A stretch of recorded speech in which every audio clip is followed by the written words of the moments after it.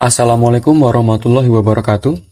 Halo kawan-kawan, bertemu lagi dengan Tukang Gambar. Pada video Draw Story kali ini, Tukang Gambar akan mengulas salah satu praktik pesugihan yang ada di Indonesia.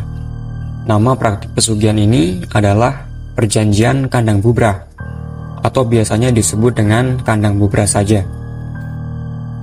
Praktik pesugihan Kandang Bubrah adalah praktik pesugihan kuno yang sudah dikenal oleh masyarakat Indonesia sejak zaman dahulu, terutama oleh masyarakat suku Jawa. Kandang bubrah berasal dari dua kata, yaitu kandang yang berarti rumah atau bangunan, dan bubrah yang berarti rusak.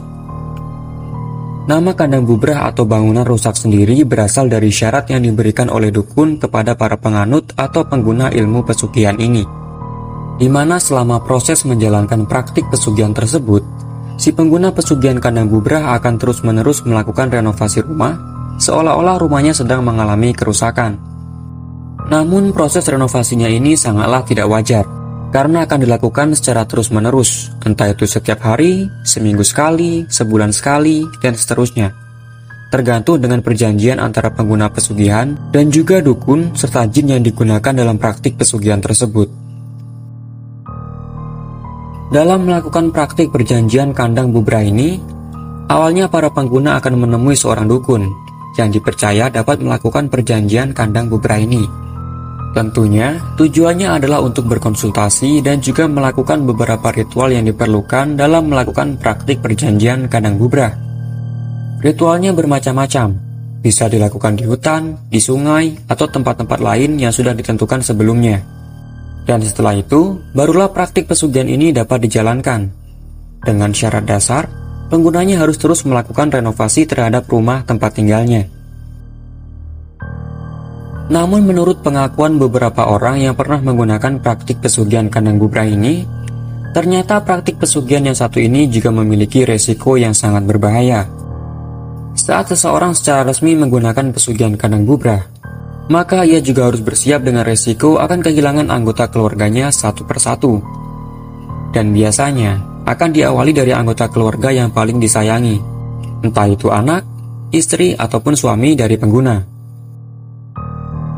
Bahkan ada sebuah cerita yang beredar, di mana ada seorang pengusaha kuliner yang sempat menggunakan praktik pesugihan kandang bubrah ini. Sebenarnya usaha yang mereka lakukan ini cukup lancar dan bisa dibilang berhasil.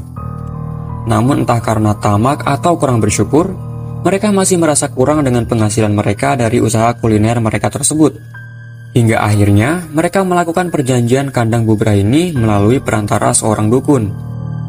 Awalnya usaha mereka memang menjadi sangat maju, dan penghasilan mereka pun naik dengan sangat pesat. Namun seiring dengan berjalannya waktu, satu persatu anak-anak mereka mulai diambil dan dengan cara yang tidak wajar. Mulai dari terkena penyakit aneh ataupun mengalami kecelakaan tragis. Hingga pada akhirnya mereka pun menyerah dan menemui seorang ustadz untuk melepaskan perjanjian kandang bubrah tersebut. Namun saat mereka pulang setelah berhasil melepas ikatan perjanjian kandang bubrah, rumah yang selama ini mereka tinggali habis terbakar, dan usaha kuliner mereka pun mendadak bangkrut. Dan semenjak kejadian tersebut, kehidupan mereka pun kembali seperti awal saat sebelum mereka menggunakan praktik pesugihan kandang bubrah. Sungguh cerita yang sangat miris.